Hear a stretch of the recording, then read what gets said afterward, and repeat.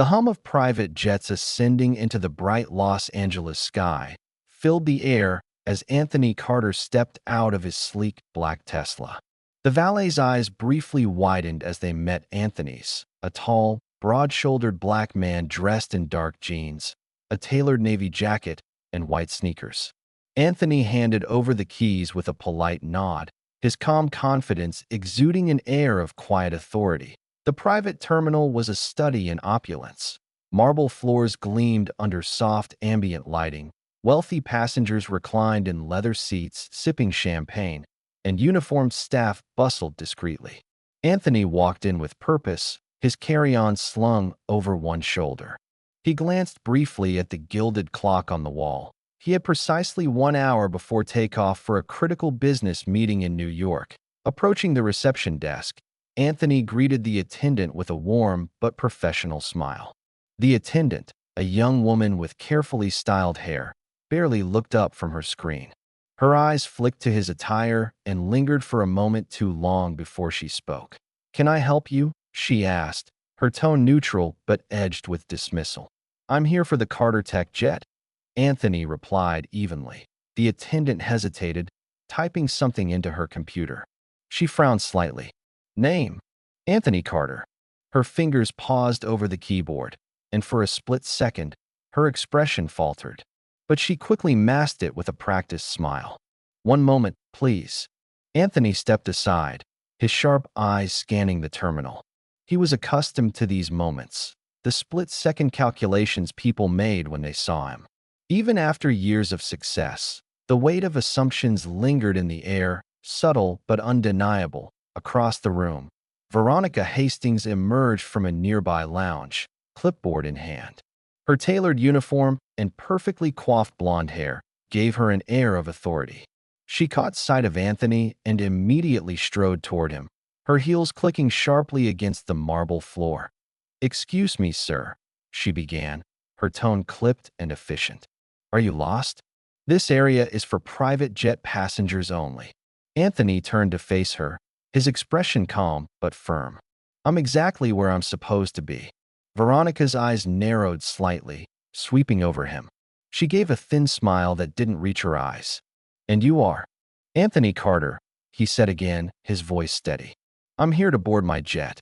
Her brows lifted in what could only be described as surprise or disbelief. She glanced at the receptionist, who shrugged helplessly. Veronica's smile tightened. "Let me check on that for you," she said, her tone oozing condescension. "Please wait here." Anthony remained still, his face betraying none of the irritation simmering beneath the surface. He had learned long ago that composure was his greatest weapon. As Anthony waited, Veronica moved to a corner of the reception desk and whispered hurriedly to the attendant. Her voice wasn't low enough to mask her words entirely. "Are you sure he's not mistaken? This happens all the time." The attendant murmured something in response, but Veronica shook her head, lips pressing into a thin line. She turned back to Anthony, her expression carefully neutral. "I'm sorry, Mr. Carter," she said, "but I can't allow you to board without proper verification. Security measures, you understand."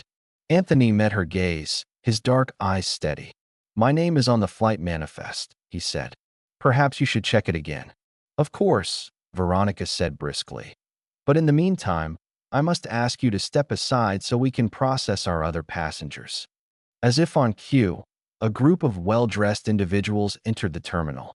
Veronica's demeanor shifted instantly. Her smile became warm and welcoming, her voice lilting with practiced charm. "Mr. Edwards, welcome back. Let me escort you to the lounge," she said, completely ignoring Anthony. Anthony watched as she ushered the group past him, his jaw tightening. He glanced at his watch, 45 minutes until takeoff. The time for patience was running out. Pulling out his phone, he dialed his assistant, Olivia.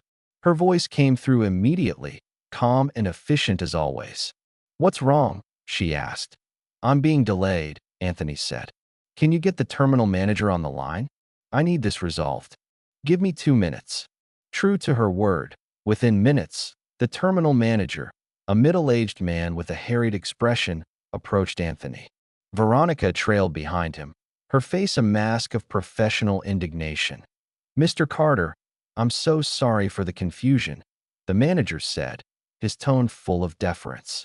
"I assure you we'll have you boarded right away."